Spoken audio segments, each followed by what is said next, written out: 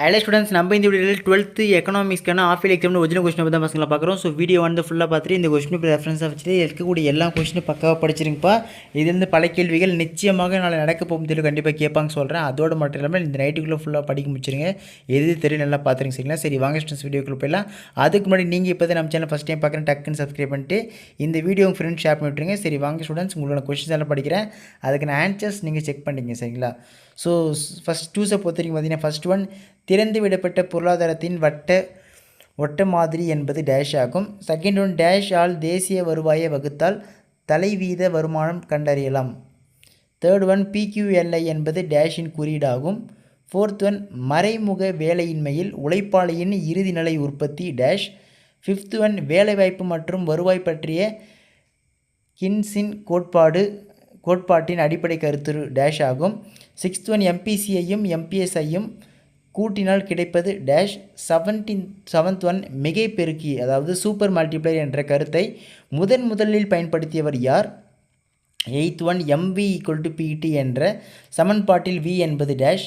Ninth one நிகழ்நிலை வங்கியகம் என்பது எவ்வாறு அழைக்கப்படுகிறது? 10th ஒன் பணமாற்று வீதம் நிர்ணயமாகும் சந்தை டேஷ். 11th ஒன் இந்தியாவில் வெளிநாட்டு நேரடி மூலதனம் அனுமதிக்கப்படாத துறை டேஷ். 12th ஒன் GPRD எவ்வாறாகவும் அழைக்கப்படுகிறது? 13th ஒன் GST எதற்கு சமம்? ஓகேங்களா. 14th ஒன் பற்றாக்குறை நிதியாக்கத்தின் அடிப்படை நோக்கமாவது டேஷ்.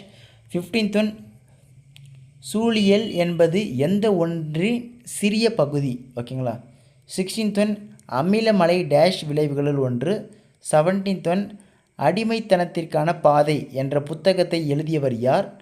18th ஒன் நிதி ஆயோக்கின் சரியான ஆங்கில விரிவாக்கம் என்ன? 19th ஒன் கேள்வித்தாள் மூலம் புள்ளி விவரம் திரட்டப்பட்டால் அது டேஷ் ஆகும். 20 பொருளாதார அளவியல் என்பது எதன் இணைப்பு? ஓகேங்களா. ஸோ இதில் 1 மார்க்ஸில் பார்த்துக்கும்போது மேக்ஸிமம் உங்களுக்கு எக்ஸாம் வந்து பார்த்திங்கன்னா 99% புக் பேக்கில் தான் கேட்பாங்க. ஸோ அதனால் புக் பேக் நல்லா கவர் பண்ணால் பக்கா ஃபுல் மார்க்ஸ் எடுத்துடலாம். ஸோ இதுக்கப்புறம் 2 மார்க்ஸை பொறுத்தவரை மாடல் பேப்பர் வச்சுங்க பசங்க மறுபடியும் சொல்லிட்டேன். ஸோ 2 மார்க்ஸை பொறுத்தவரை ஏதேனும் 7 வினாக்களுக்கு மட்டும் விடையளிக்கும். வினா எண் 30 வந்து கட்டாயமாக்க விடையளிக்கும். ஸோ 21 வந்து பார்த்திங்கன்னா GDP குறைப்பான இலக்கணம் தருக. 22 பெருக்கி வரையறு. 23 நெகிழி பயணம் என்றால் என்ன? உதாரணம் தருக. 24 கடன் உருவாக்கம் என்றால் என்ன? 25 செலவணி மாற்று வீதம் என்றால் என்ன? 26 வரி கட்டணம் வேறுபடுத்துக. 27 உலகம் வெப்பமாய்தல் என்பதனை வரையறு. 28 பொருளாதார திட்டமிடுதலின் வரவிலக்கணத்தை எழுதுக. 29 புள்ளிகளின் வகைகள் யாவை? 30 ஆசியன் 2 நோக்கங்களை எழுதுக. ஓகேங்களா. அதுக்கப்புறம் பகுதி ஈப்பா. ஸோ இதில் வந்து பார்த்திங்கன்னா 3 மார்க்ஸை பொறுத்த வரைக்கும் இதில் சமன் எழுதினா போதும். கொஸ்டின் நம்பர் 40 வந்து கம்பல்சரி. ஓகேங்களா. 31 பொறுத்த வரைக்கும் இருதுறை சூழல் ஓட்ட மாதிரியினை விளக்குக. 32 JBC விதியில் விளைவுகளை பற்றி குறிப்பு வரைக. 33 தன்னிச்சையான முதலீடு மற்றும் தூண்டப்படுகிற முதலீடு ஆகியவற்றை வேறுபடுத்துக. 34 பண அளிப்பினை தீர்மானிக்கும் காரணிகள் யாவை? 35 வெளிநாட்டு நேரடி மூலதனத்தின் நோக்கங்களை குறிப்பிடுக. 36 IMFஇன் கடன் வழங்கும் திட்டங்களில் ஏதேனும் 3னை குறிப்பிடுக. 37 வரி விதிப்பு விதிகளை விவரிக்க. 38 கழிவுகள் என்பதன் பொருள் தருக. 39 வறுமையின் நச்சு சுழற்சிக்கான காரணங்களை வரைபடத்துடன் தெளிவுபடுத்துக. 40 புள்ளிகளின் பணிகள் யாவை? ஓகேங்களா. ஸோ இதெல்லாம் மோஸ்ட் இம்பார்ட்டன்ட் 3 மார்க்ஸ் பா. ஸோ இதை ஸ்கிப் பண்ணாதீங்க. ஸோ நெக்ஸ்ட்டு பகுதி ஈயை பொறுத்தவரைக்கும் பார்த்தீங்கன்னா 4th ரோமனை பொறுத்தவரைக்கும் 5 மார்க்ஸ் பா. ஸோ 5 மார்க்ஸ் எல்லாம் பக்காவாக படிச்சிருங்கப்பா. இதில் பல 5 மார்க்ஸ் நிச்சயமாக கேட்பாங்க சொல்கிறேன்.